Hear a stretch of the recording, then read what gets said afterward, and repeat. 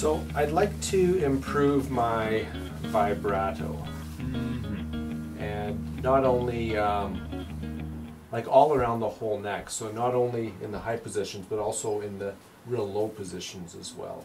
Show me a few notes with a vibrato. So play a couple of notes, whatever you want. Make it easy on you, okay?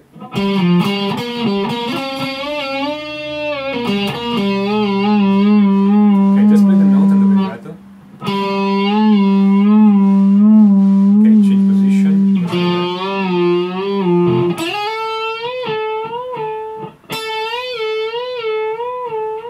Okay, good.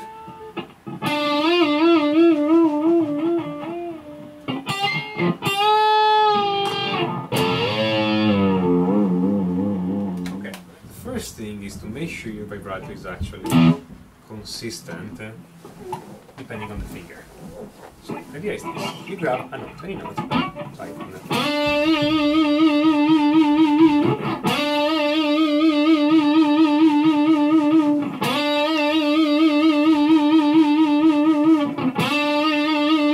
all the fingers, they sound the same. That's something you want to make sure. So you just grab any note, whatever,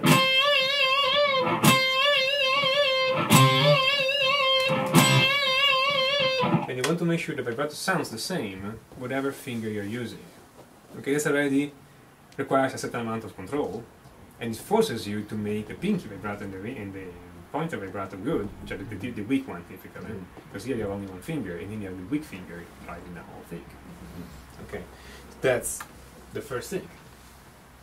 Then you want to start expanding, first going higher and then going lower. It's typically easier to go higher in the beginning, but you can just try to expand. So you know your comfort zone, okay? Most people are comfortable in the vibrato around the 5th, maybe 4th fret, and then around the 12 or maybe 15. But you want to go... Start doing this, by the way, all the strings, not only the first one, okay? You should be able to do... Be able to do all this kind of thing with all the fingers, pinky included, or index included, on every note, on every string, up to the end of your guitar. Okay, so start expanding higher first. Okay, because those strings have less sustain the string has less sustain when you move higher, so it's a bit harder. But they are easy to bend. Okay, bending on the 24 frets is as hard as bending on the 5th fret. You're around 1/4 of the string. Okay, so the tension is the same, so bending is okay. When you go lower here, the tension becomes much higher. At the same time, though, since the tension is higher, you need less movement of the string to get to a higher pitch. Here, you require to get the vertical movement. The vertical movement to get to do a 2 frets or a full tone. It's here. Here, it's less.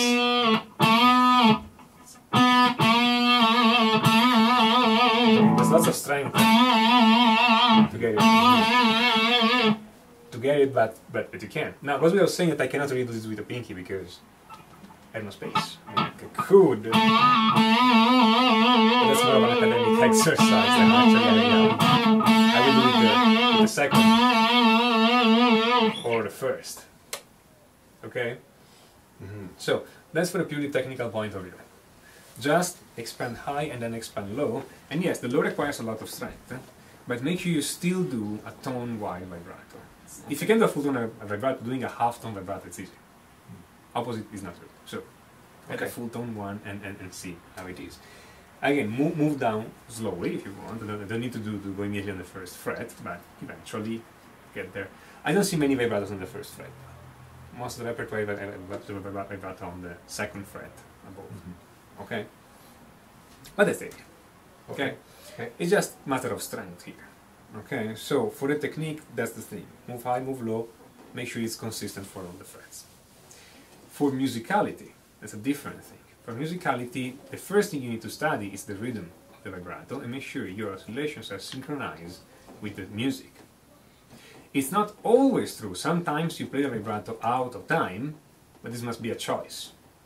Not something that happens because you cannot control it, or you don't know this is the normal way of playing it. So, if you take Malmsteen, say, as a random example with a good vibrato, I say that more than 70% of his vibratos are in time, and around 20, 25, maybe 30% are out of time, but on purpose. It's typically slower than the song. Wow, wow, wow. So to be a bit more hypnotic if you want, like they jump out of the song. But if you take somebody like Joe Satriani, for instance, he's mostly on time. Okay, his vibrato it's still pretty wide, but it sounds subtler because it's bang on in time with the rest of the song.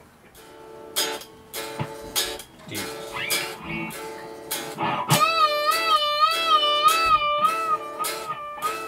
In this case, I'm playing one oscillation per ta ta ta ta ta ta ta ta, and I'm on the top. Right. Okay. But I can do two.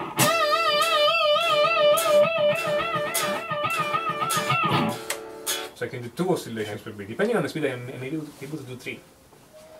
With the bass speed, I can do 3 oscillations per beat. Okay, so you train this way. First with a metronome, then a backing track.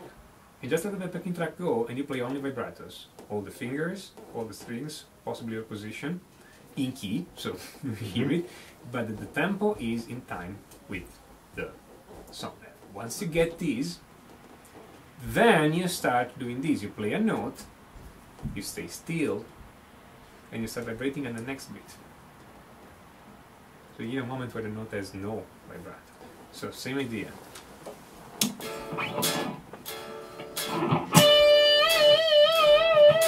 See?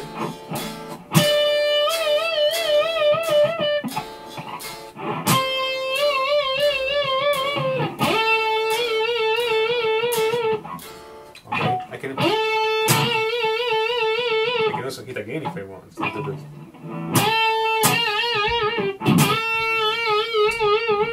So what would be the purpose of doing that exercise, like after, like waiting to do that one? First, you make sure that the oscillations are on time. Okay. And then, once the oscillations are on time, you delay the oscillations. Okay.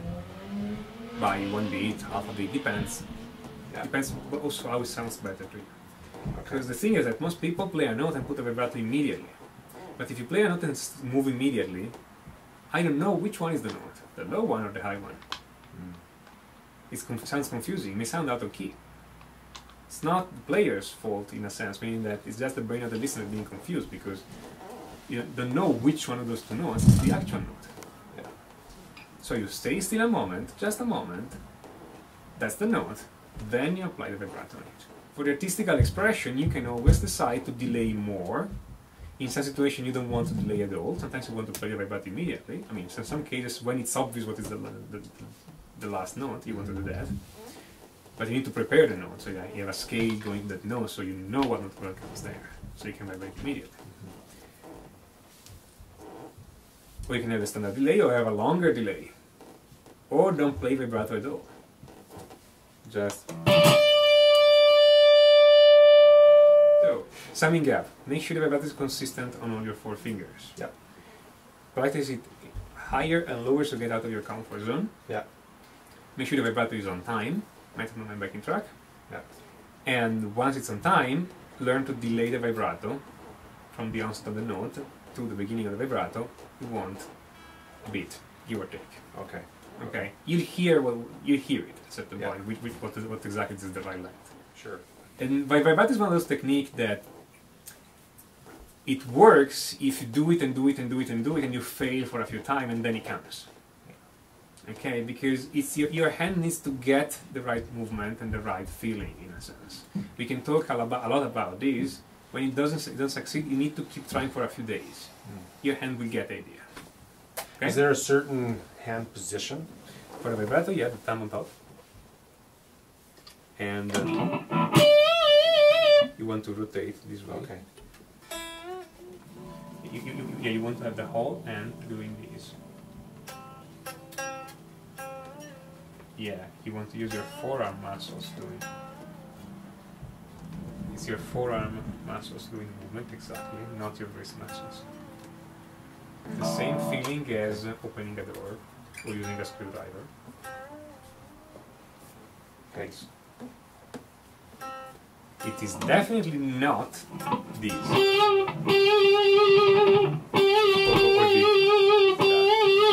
this. This can sound good, but if you use the finger muscles after a few vibratos, you're done.